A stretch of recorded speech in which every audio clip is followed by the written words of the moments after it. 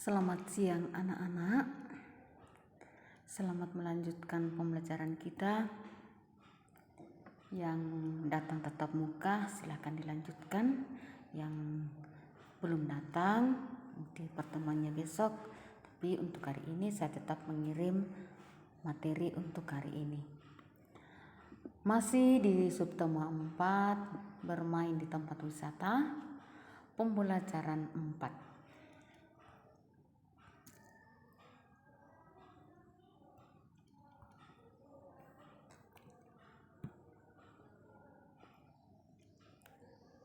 Dalam materi pembelajaran ini ada 3 mata pembelajaran: bahasa Indonesia, SBDP, dan matematika. Dengan materinya wujud benda pada permainan tradisional. Kedua, membuat karya seni dari bahan alam berupa biji-bijian. Dan yang ketiga, menghitung hasil pembagian 3 bilangan berturut-turut.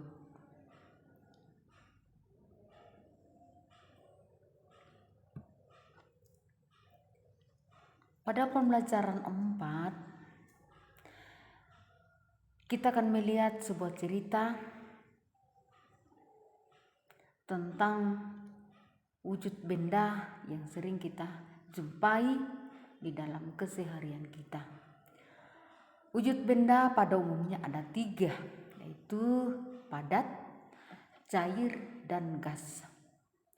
Benda yang paling sering kita temui adalah benda padat. Seperti tadi kita sudah jelaskan di sekolah bahwa mulai dari rumah, dari tempat tidur, selimut, kasur, bantal, semua itu adalah benda padat. Kita bangun, keluar dari kamar, pintu benda padat. Menuju ruang makan, kita akan makan dari piring, makan di atas di meja, duduk di tempat atau di kursi, semua itu adalah benda padat. Kita minum air, hanya itu benda cair. Kita mandi menggunakan benda cair. Tetapi timba yang akan kita gunakan untuk menimba air adalah benda padat. Setelah semuanya itu selesai, kita akan bersiap ke sekolah, mengganti baju, mengambil tas, pasang sepatu, baju seragam, baju sekolah, bawa buku, pensil, semua itu adalah benda padat.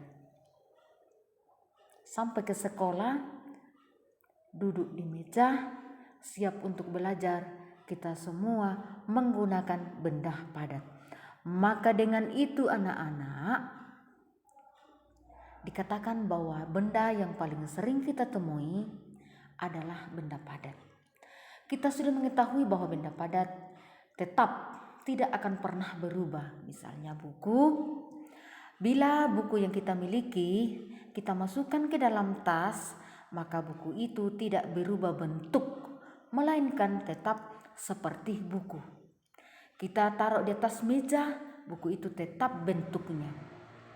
Begitupun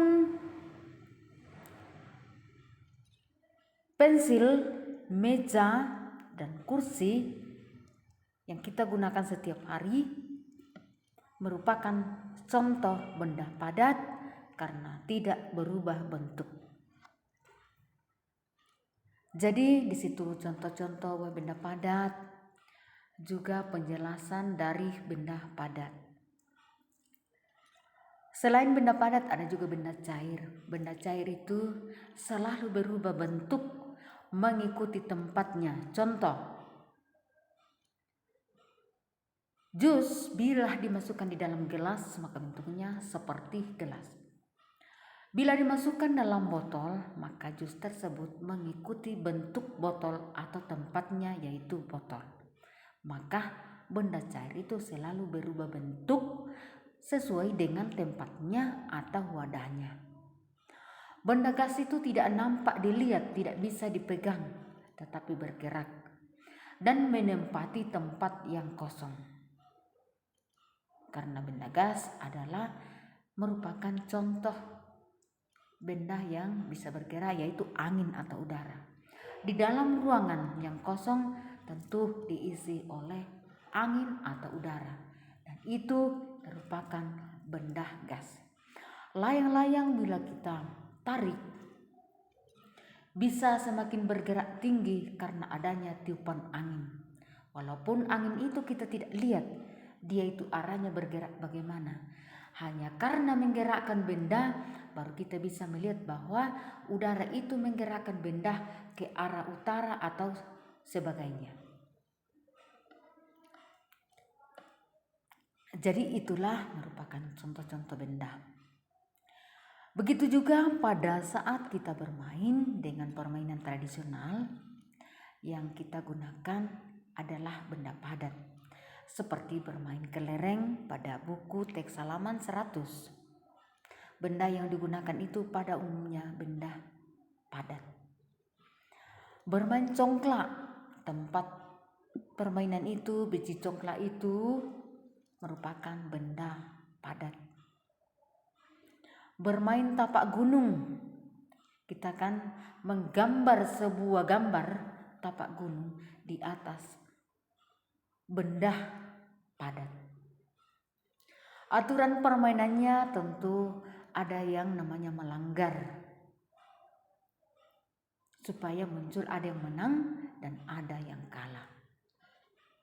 Apabila kesalahan kita buat, maka kita akan menunggu giliran lawan atau teman kita yang melanjutkan permainan tersebut, baik permainan kelereng maupun permainan congklak atau tapak gunung. Semua itu ada aturan-aturannya, dan aturan itu membuat kita bermain lebih baik, lebih aman, lebih disiplin. Maka perlu dibuat aturan. Alat yang digunakan dalam ketiga bentuk permainan adalah benda padat.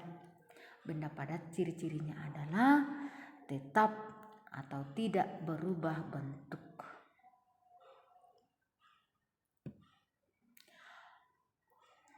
Semoga dengan contoh dan ciri-ciri benda padat, begitu juga permainan-permainan kita termasuk permainan tradisional, bisa memberikan pemahaman kepada kita bahwa kita gunakan benda padat.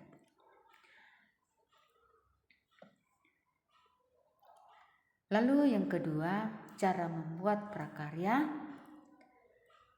dari biji-bijian. Ya, biji-bijian itu misalnya biji kacang, kacang kedelai, kacang hijau, kacang tanah atau kacang merah, atau biji jagung. Beras juga boleh.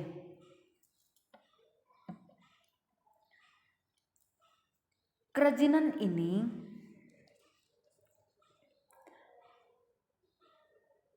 sangat bermanfaat kepada kita karena membuat kita lebih kreatif untuk menggunakan barang-barang bekas. Misalnya kaleng bekas makanan, kertas HPS, lem, gunting, dan biji-bijian sesuai dengan warna dari gambar yang kita buat. Misalnya kita membuat tempat pensil dari barang bekas atau kaleng makanan. Cara membuatnya, mari kita lihat pada halaman buku teks halaman 102. Yang pertama, lapisilah bagian luar kaleng dengan kertas HPS. Langkah yang kedua, gambarlah permukaan kertas sesuai seleramu. Apa yang kita gambar di situ? Apakah kita menggambar bunga atau menggambar boneka dan lain sebagainya? Sesuai keinginan kita, imajinasi kita sendiri. Yang ketiga, olesilah kertas berpola dengan lem. Jadi kita buat pola dulu di gambar kertas HPS. Setelah itu polanya jadi, kita olesi lem untuk ditempelkan ke kaleng tersebut. Langkah yang keempat, tempelkan biji-bijian pada pola gambar yang dibuat tadi. Dan langkah yang kelima, tempat pensil sudah jadi atau sudah selesai. Bila biji-bijian sudah ditempel sesuai dengan sketsa atau pola yang kita buat, maka selesailah prakarya yang kita buat atau kerajinan yang kita rangkai secara sederhana. Tetapi ada seninya, ada manfaatnya, yaitu kita gunakan untuk tempat pensil. Yang kedua, kita bisa memanfaatkan barang bekas dengan mengurangi biaya. Jadi itulah gunanya kita belajar berkreasi dalam suatu prakarya. Dan yang terakhir adalah letakkan pensil dan alat tulis lainnya di tempat pensilmu yang telah kita buat. Maka barang bekas kita manfaatkan demi untuk mengurangi biaya atau pengeluaran.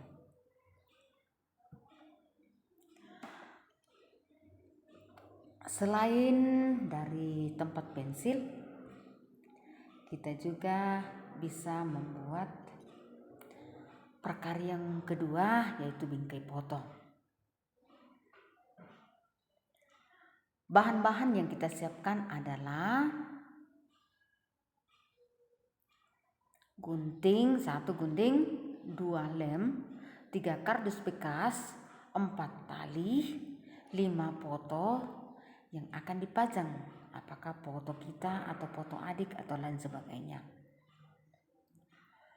Di dalam ini, prakarya ini anak-anak, kita akan memanfaatkan bahan alam seperti kulit telur. Kendati pun ada barang-barang tajam kita gunakan, mohon digunakan dengan teliti atau hati-hati. Untuk membuat prakarya tersebut, langkah-langkahnya atau caranya adalah gunting kardus bekas membentuk alas bingkai foto. Kita buat sebesar alas dari bingkai foto. Kita ukur di situ, baru beri garis untuk sebagai batas. Yang kedua, tempelkan foto pada alas foto yang disiapkan tadi atau yang dibuat tadi supaya pas. Yang ketiga, gunting kardus bekas sebesar alas bingkai. Boleh dibuatkan patron di situ, baru diletakkan di atas patronnya, baru digaris dengan pensil, lalu digunting sesuai dengan pembatas garis pensil itu. Yang keempat, guntinglah bagian tengahnya agar berlubang untuk tempat standnya atau gantungannya. Yang kelima, tempelkan bagian atas alas bingkai foto. Ya, tempelkan di bagian atas alas bingkai foto. Yang keenam, pecahkan kulit telur menjadi potongan kecil. Jadi itu langkah-langkahnya diikuti sesuai dengan urutannya supaya jelas apa yang kita buat. Yang ketujuh, bersihkan lem pada pinggir bingkai foto. Dan yang kedelapan, tempelkan kulit telur yang telah dipotong pada pinggir bingkai foto. Dan yang kesembilan, hiasi bingkai tersebut dengan kulit telur yang telah dipotong kecil. Ya, kita akan tempel sesuai dengan kreasi kita. Boleh juga kulit telurnya diberi warna. Jadi dalam pertemuan kita pada hari ini anak-anak, ada 2 bentuk prakarya yang bisa kita buat untuk memanfaatkan barang bekas. Tetapi memiliki seni demi untuk mengurangi biaya, supaya kita ada keterampilan.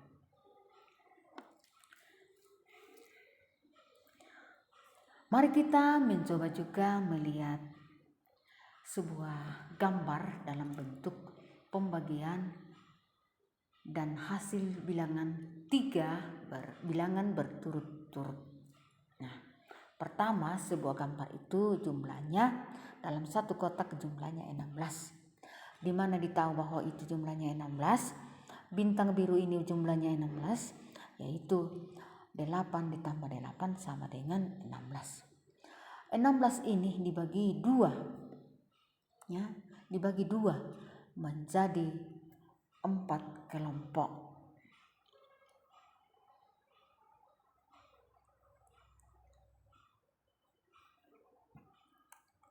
Setelah menjadi 4 kelompok, 2 kelompok, yaitu 8 dalam satu kelompok,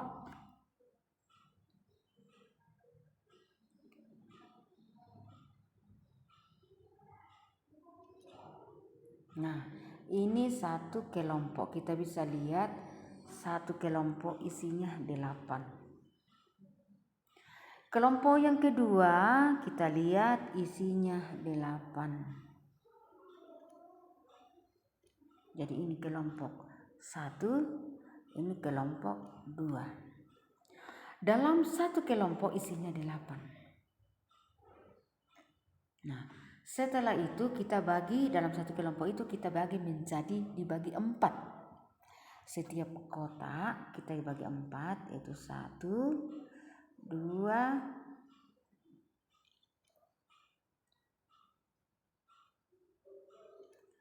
3, 1, 2, 3, 4. Masing-masing memiliki 2 bintang. Maka bentuk pembagian tersebut menjadi 16 dibagi 2 sama dengan 8. 8 dibagi 4 sama dengan 2. Jadi bentuk pembagian berturut-turut adalah 16 dibagi 2 dibagi 4 sama dengan 2. Ada pada buku teks halaman 103. Jadi ini hanya ulasan karena kita sudah pelajari secara jelas tadi. Contoh pembagian berturut-turut, misalnya tanpa gambar.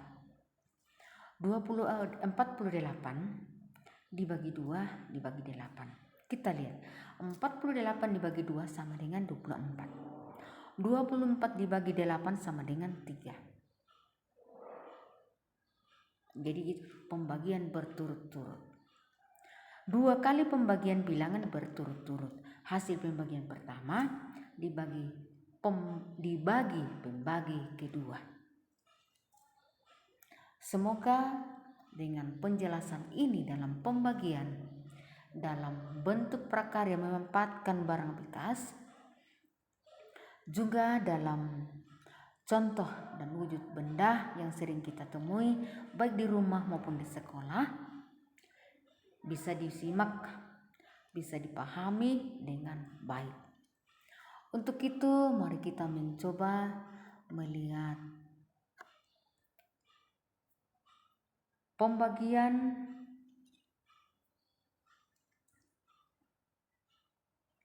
empat nomor. Ada juga pada buku teks halaman 104 nomor 2. Ada 4 nomor di situ. Silakan dibuat dalam bentuk pembagian secara berturut-turut.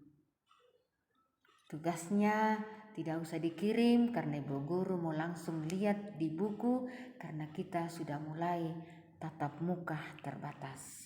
Hari Senin kita sudah mulai dengan tatap muka 50% dan menggunakan baju sekolah.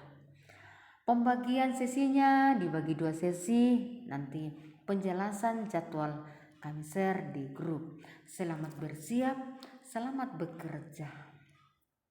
Tetap semangat, jaga kesehatan. Silakan baca doanya yang ibu guru kirim di layar kita masing-masing. Sekian dan terima kasih. Tuhan memberkati.